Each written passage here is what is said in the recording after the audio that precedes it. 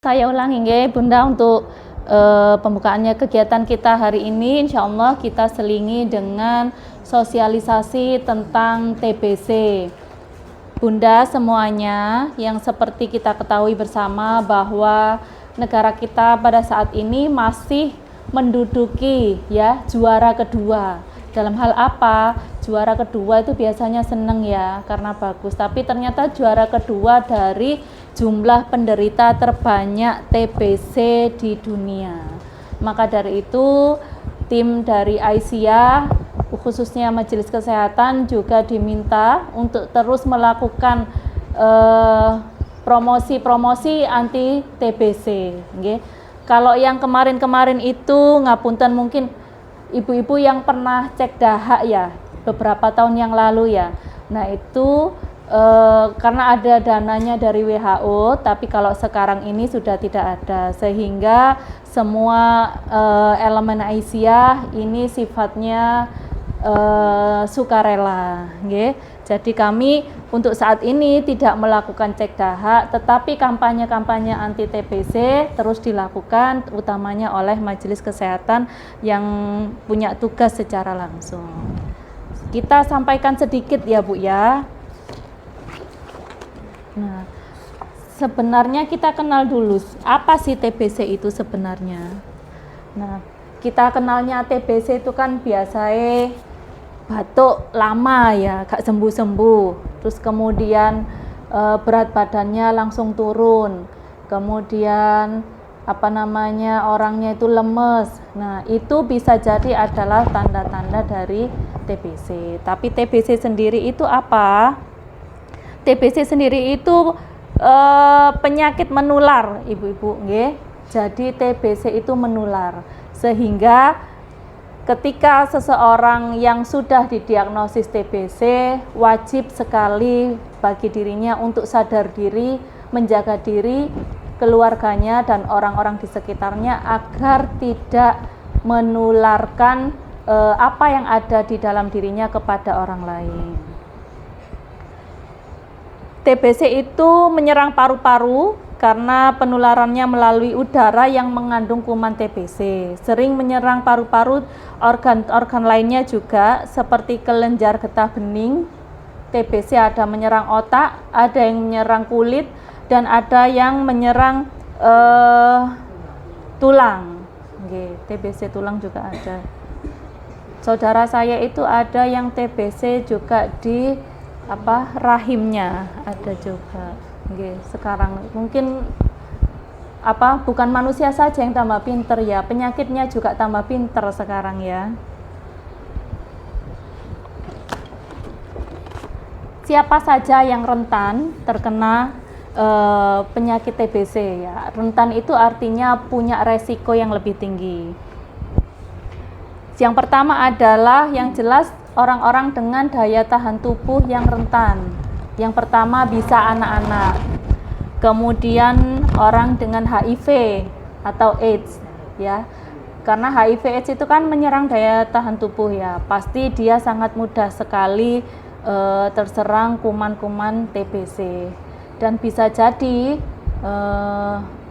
prosentase untuk lebih cepat parah itu sangat cepat kalau orang dengan HIV. Kemudian orang lanjut usia. Kalau orang lanjut usia tentu saja karena sistem kekebalan tubuhnya sudah menurun. Kemudian yang punya diabetes, okay? Diabetes mellitus itu juga punya kecenderungan tertular lebih besar. Kemudian para perokok, termasuk perokok pasif. Nah, maka dari itu kita kan sudah sepakat ya di keluarga kita bahwa sudah merokok itu kan sudah haram nggih Pak Heru nggih kalau di Muhammadiyah ya. Maka dari itu ya ini pentingnya bahwa kita menjaga diri, utamanya jangan sampai kita menjadi perokok-perokok pasif ya. Di keluarga, di rumah sudah tidak ada yang merokok, tetapi di lingkungan kita, entah tetangga, entah di lingkungan tempat kita bekerja, itu kita ternyata menjadi perokok pasif. Kemudian siapa lagi yang rentan? Yaitu orang yang kontak erat atau kontak serumah. Makanya di link yang saya sampaikan itu kan ada pertanyaan juga apakah kontak erat dengan orang TBC. Nah, itu kemungkinan besar bisa menjadi tertular karena percikan-percikan dari dahaknya ini terbawa oleh udara. Kemudian juga orang-orang yang biasanya tinggal di rumah susun, kayak di kompleks, kemudian di penjara, di asrama. Nah, itu karena berkumpul, sirkulasi udaranya itu bisa jadi menjadi membawa dari kuman-kuman TBC. Bagaimana caranya TBC itu menular? Melalui faktornya adalah udara. Jadi percikan-percikan dahak dari orang-orang penderita TBC ini terbawa oleh udara dan kita hirup. Nah, maka dari itu kita kan nggak bisa ngelihat udara yang kita hirup sekarang ini tuh ada kumannya apa saja kan kita tidak tahu.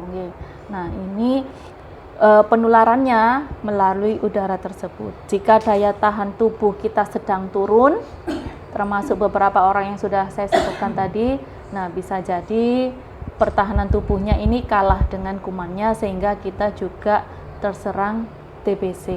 Padahal kita tidak tahu ya, di rumah yang nggak ada yang TBC, tetangga juga nggak ada, kok kita tiba-tiba sakit TBC. Nah, itu bisa jadi ya pas di tempat keramaian. Gejalanya apa saja? Yang utama itu pasti batuk, Bu.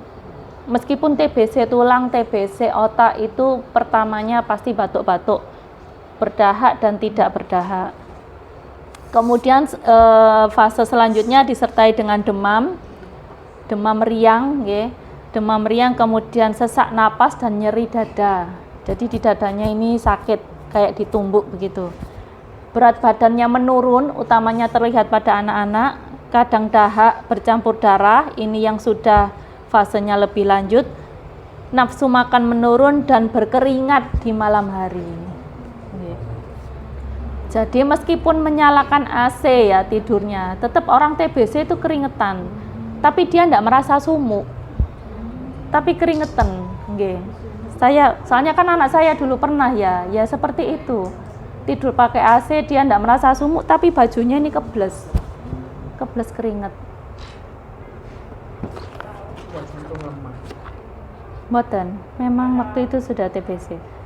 Pemeriksaan TBC ya, setelah kita merasa batuk kok tidak sembuh-sembuh, nah itu kita wajib untuk biasanya kalau dokternya belum menyarankan, minta saja dokter coba periksa dahak.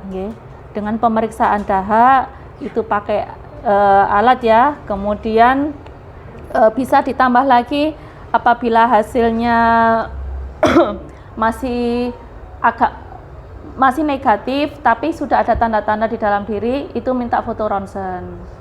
Bisa ditambah dengan foto ronsen. Jika hasil pemeriksaan dahak hasilnya negatif sedangkan gejala TBC masih ada atas rujukan dokter, dapat ditambah dengan foto ronsen. Jadi Ibu kalau masih merasa ada gejalanya tapi periksa dahak itu negatif, tidak ada, tetap disarankan untuk nambah dengan foto ronsen. Dan tidak usah. Cara mengeluarkan dahak yang benar. Nah, ini kan sambil belajar enggak apa-apa rotok kilo-kilo enggak apa-apa saya. Cara mengeluarkan dahak yang benar. Tarik napas dalam-dalam 3 kali.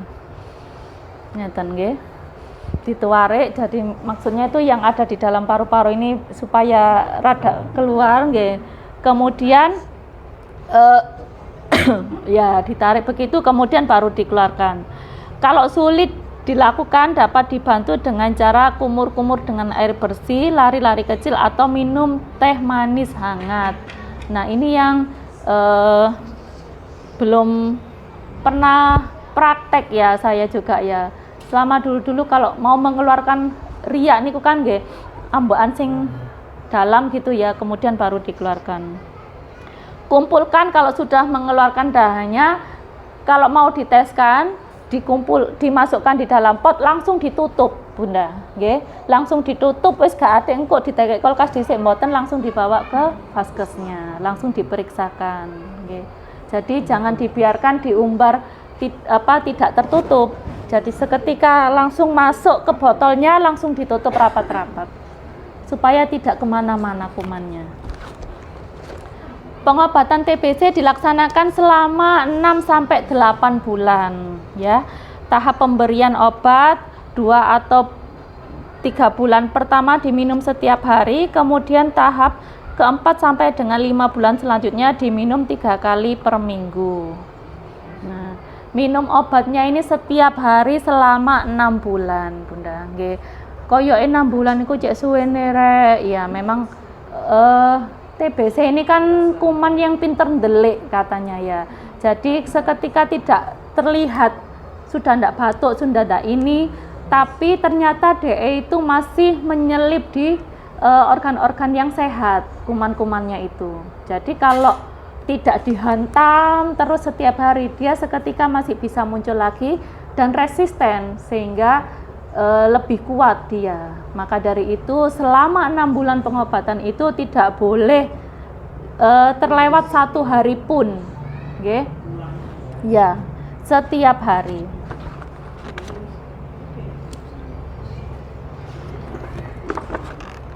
Pengawas menelan obat atau PMO.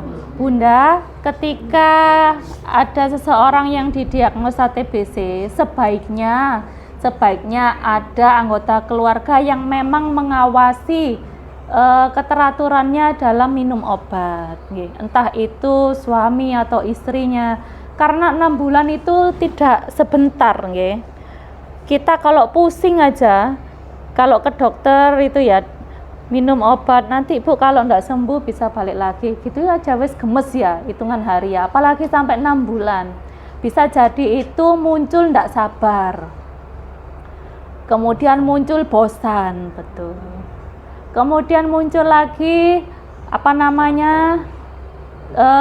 gangguan emosional, jadi rodok pegel-pegel dewe atine. Nah begitu, sehingga untuk penderita TBC ini harus ada pengawas minum obat, disarankan anggota keluarganya.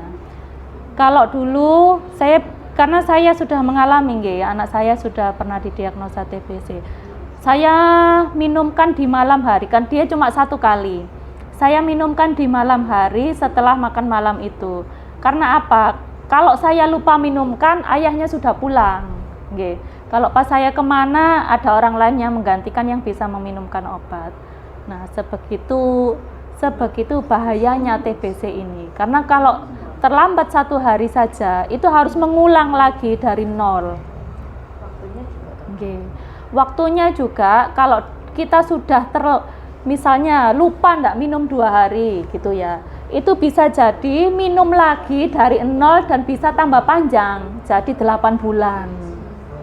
Misalnya kalau kebiasaan malam, tapi kan 1 hari. 1 hari. Misalnya dari 1 hari itu diganti pagi gitu pernah. Sebaiknya intens di waktu yang sama.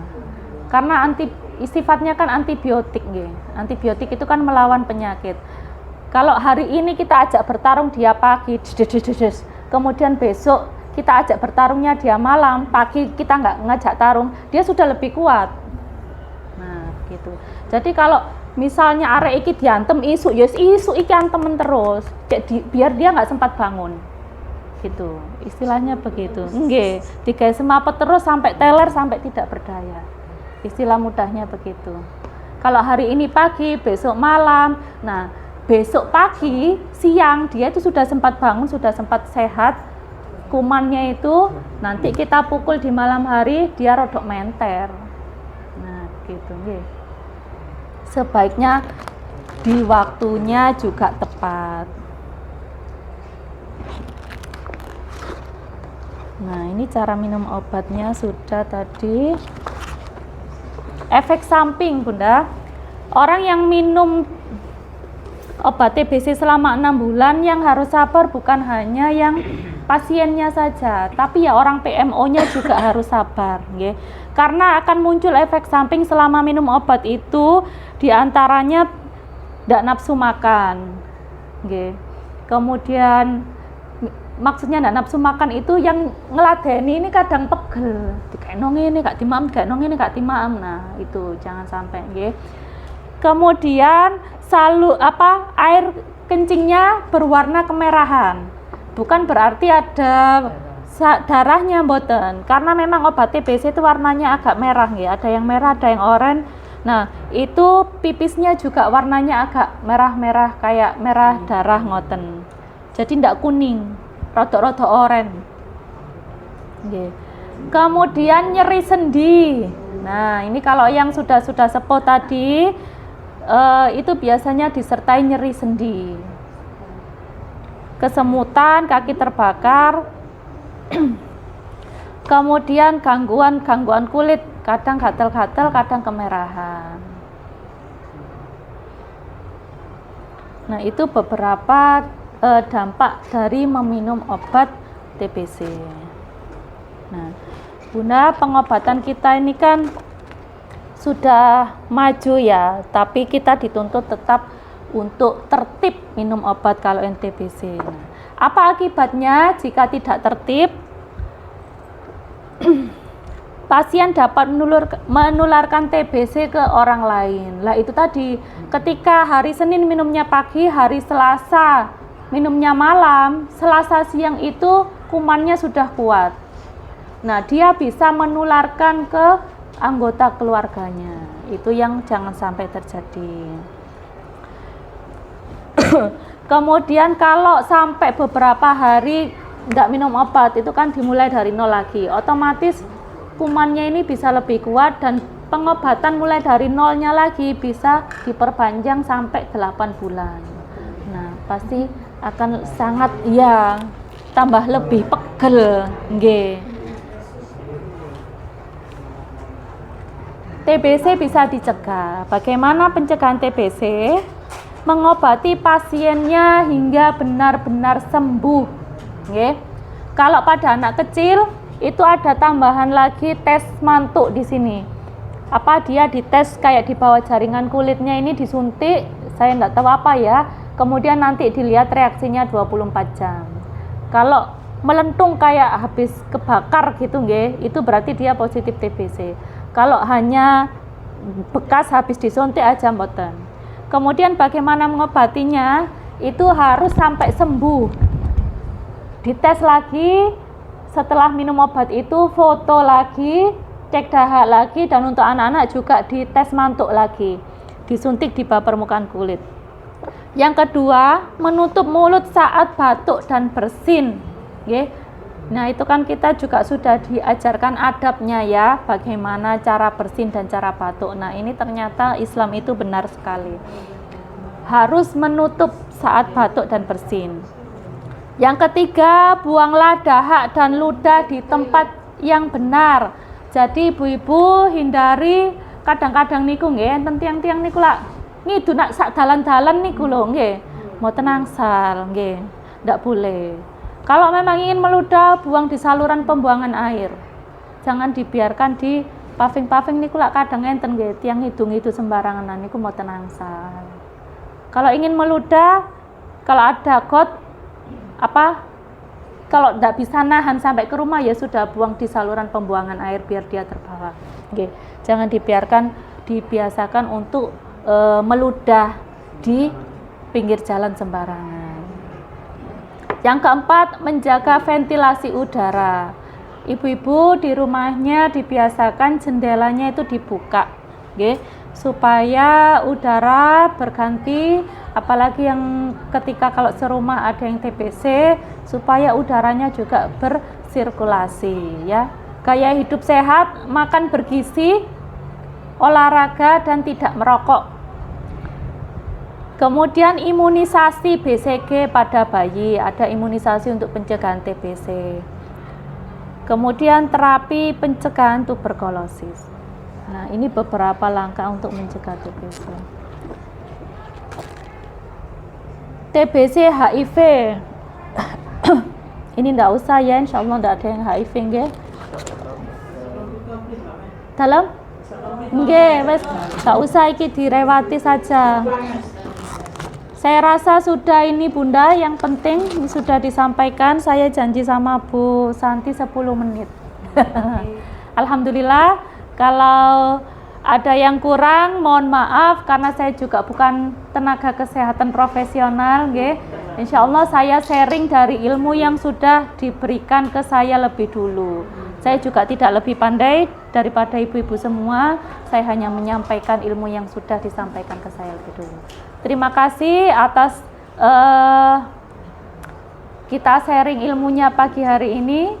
Kita lanjut acara kita dengan menjaga kesehatan mental, yaitu kita jalan-jalan, kelinang-kelinang. Matur nuwun semua. Wassalamualaikum warahmatullahi wabarakatuh.